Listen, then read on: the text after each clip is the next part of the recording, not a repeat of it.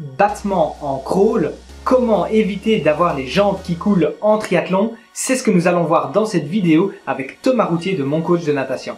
En attendant, je te souhaite la bienvenue dans cette nouvelle vidéo de blogletriathlon.com, le blog des triathlètes qui veulent débuter, progresser et performer en triathlon. Et je te rappelle que tu es libre de recevoir gratuitement un plan d'entraînement adapté à la distance du triathlon que tu prépares et adaptable à ton propre emploi du temps. Pour ça, c'est simple, il te suffit de cliquer sur le petit i juste ici au-dessus ou sur le lien qui est dans la description. En tout cas, j'espère que tu es prêt car c'est parti pour cette interview avec Thomas.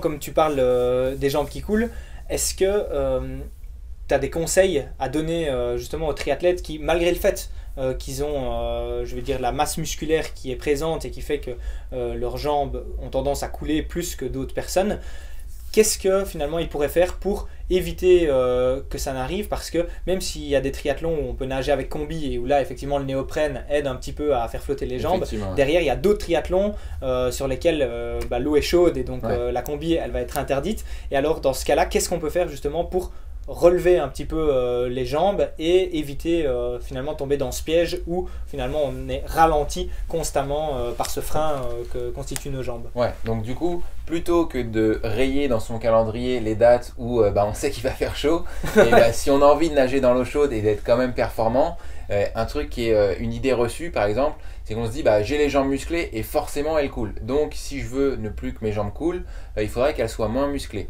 Je te rassure, c'est pas la peine. Donc si tu veux continuer d'être performant en triathlon, c'est bien d'avoir quand même des bonnes cannes pour être bon sur le vélo et puis de bien courir. Donc tu peux quand même avoir les jambes qui flottent et être bien allongé sur l'eau, même avec des jambes musclées. Donc la première chose qui est très importante, et ça on le dit pas assez, c'est la position de la tête. On en a parlé, j'essaie d'en parler beaucoup dans les vidéos puisque la tête c'est un peu ce qui guide tout ce que tu peux faire en natation. Et donc si par exemple ta tête elle regarde devant, et à ce moment là probablement tes jambes elles vont s'enfoncer parce que ta tête se redresse, donc ton corps se redresse dans l'eau et puis tu te retrouves facilement debout. Une autre chose qui est importante, souvent les triathlètes ou enfin en tout cas les coureurs ou les cyclistes, ils ont les chevilles qui sont un peu raides parce que on hérite en fait d'une culture terrestre, donc on est des purs terriens. Et puis en course à pied, on peut en parler, mais quand tu as une certaine raideur de cheville, ça te permet d'être un peu plus de rebond et donc d'être un peu plus efficace. Et puis à force de courir, forcément les chevilles se raidissent aussi un petit peu. Ouais, c'est vrai. En natation, c'est très contre-productif. Souvent les nageurs, on a des chevilles en chewing-gum.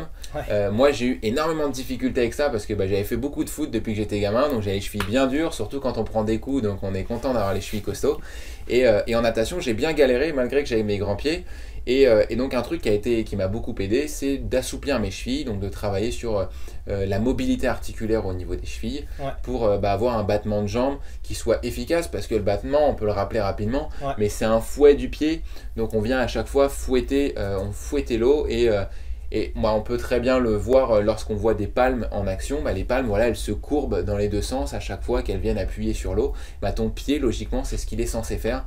Et donc, quand tu as tes pieds tout raides qui font ça, forcément, c'est pas efficace. Et donc, forcément, si en plus tu as les jambes musclées et que tu regardes devant, le cumul des trois fait que tu vas nager debout. Et nager debout, c'est super difficile. C'est vraiment le pire handicap que tu peux avoir parce que tu as plein de freins et puis tu pioches sur tes bras, tu te bagarres dans l'eau. C'est un peu ça, c'est se bagarrer dans l'eau. Donc déjà qu'il y a tes copains qui sont à côté, donc tu te bagarres en plus avec eux. Ça fait beaucoup d'handicap lorsque tu te lances sur un triathlon comme ça.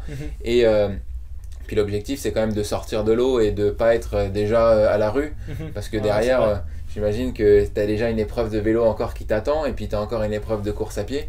Si tu es déjà explosé en arrivant à la transition, c'est vraiment pas un truc qui va te mettre bien pour la suite de ton épreuve. Ouais, c'est vrai. Et d'ailleurs, justement, j'avais déjà posté une vidéo notamment sur 3 étirements qu'on pouvait faire pour nager plus vite en natation. Et dans ces 3 étirements, il y avait notamment un étirement des chevilles.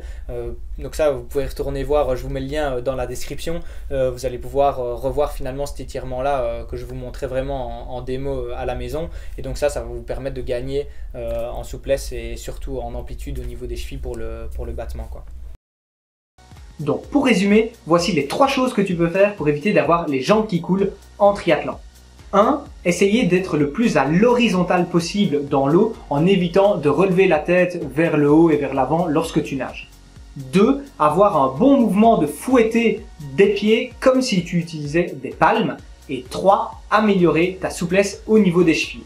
J'espère que tu as apprécié cette interview. Si c'est le cas, clique sur le bouton j'aime juste en dessous de la vidéo. Merci d'avance, comme ça me donnera ton feedback. Et puis dis-moi dans les commentaires si toi aussi tu as ce problème des jambes qui coulent en triathlon. Ensuite, je t'invite à t'abonner à la chaîne YouTube des triathlètes motivés qui veulent progresser en triathlon. Moi je te dis à très bientôt, puis rappelle-toi, on progresse ensemble et célébrons la magie du triathlon. Ciao ciao!